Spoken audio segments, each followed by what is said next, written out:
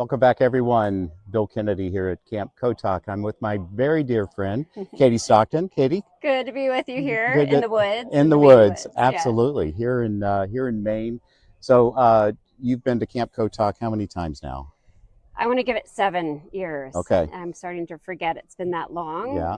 but it's always good to be back and something new every time. Yeah. So Yeah. tell me, what have you been talking about on the boat? What have you learned? What's been most interesting? Well, this morning was a banner morning. First of all, I have to say we had double fish on the lines. Oh We my had goodness. a bald eagle swoop in to pick up a fish right next to the boat. So the conversation was largely fish related.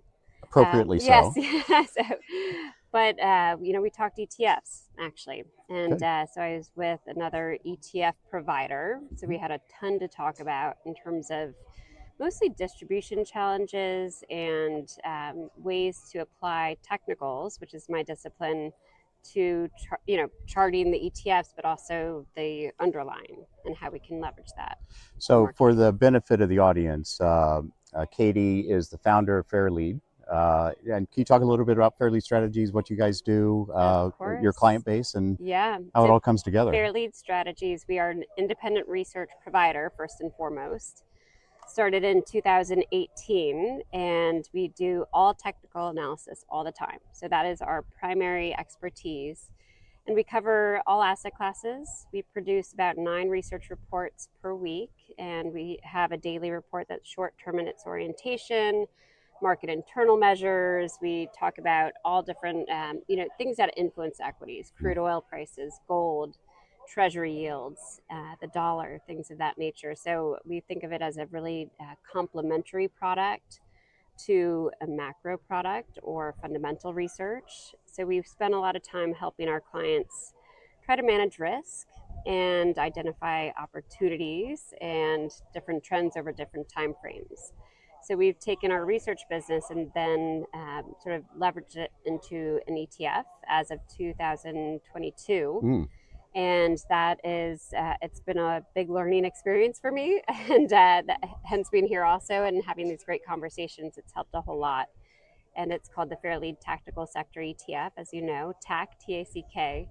And we're really proud of its progress. This is a great way that you and your team have figured out a way to express your views, right, from technical research and build those into this ETF product to make it available for the public. And most of your clients, they must all be big institutional money managers. Is that true? It's not true.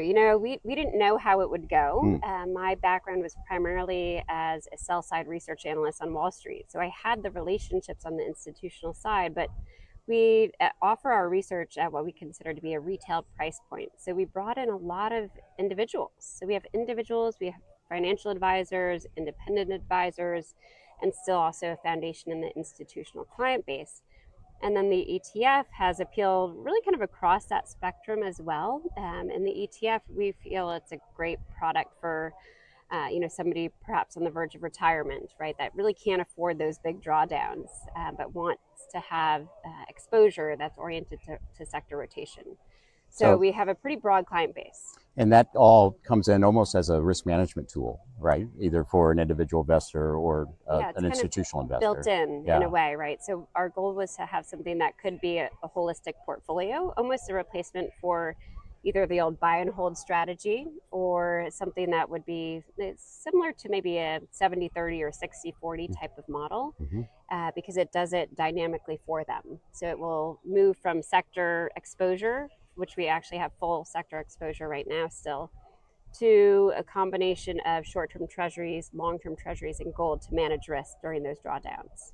So we've noticed as subscribers that in your recent piece, there was a big change, right? We've been in a year, 2024, where volatility has been remarkably low in the first half of the year and remarkably high in the first week of August, right? A very unusual period, but you've had a big change on your view for U.S. equities, the broad equity market. We have. Can you talk about that? Yeah, for sure. And it's funny because usually when I'm traveling, that's when the volatility goes through the roof. So we're lucky that we've gotten through this trip that, without too much drama. But sure enough, we had a major spike in the VIX up to about 65, and it's very unusual. as you know, to see that. But even before that, we were anticipating a movement from a low volatility regime or cycle to a higher volatility one. So we had already kind of thought through it. And with that, we went back and looked at past times at which this happened. And you'll notice that on the back of these volatility spikes, you tend to get a market that's more choppy, more volatile, of course. So it's a higher volatility cycle that we think we've gone into, even for the next 9 to 12 months or so.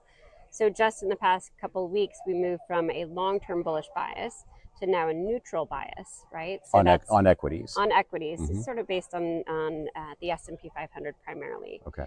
And but it's a culmination of not only the volatility work that we do, sentiment, the breadth data, looking for breakouts, breakdowns. So the collection of the evidence makes us feel more comfortable being neutral. Within that context, we're expecting big intermediate term swings in both directions.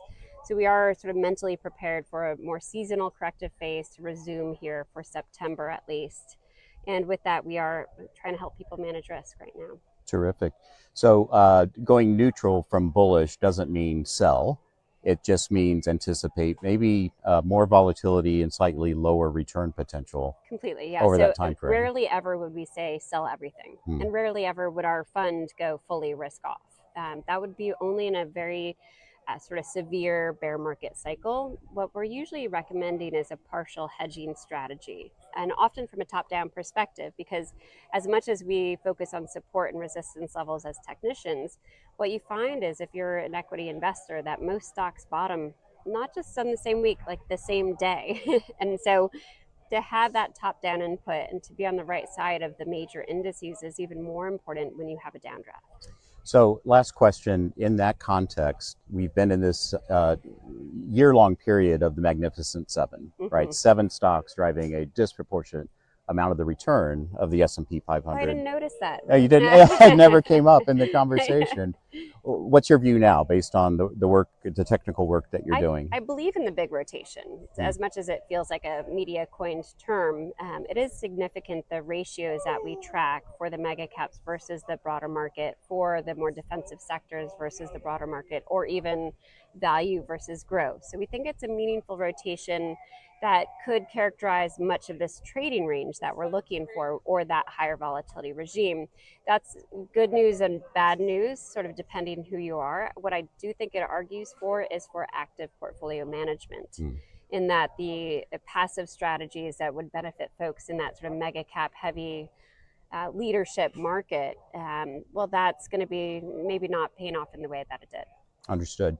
So Katie, thank you for the time. If any of our audience wants to find out more about Fairlead, how can they learn more about you? Easiest way is our website, fairleadstrategies.com, and we have on there all of our media exposure and ways to get in touch with us. Terrific. Katie Stockton, thank you. Great, Bill. Thank you. Happy fishing. Yeah, tight lines. Thank you.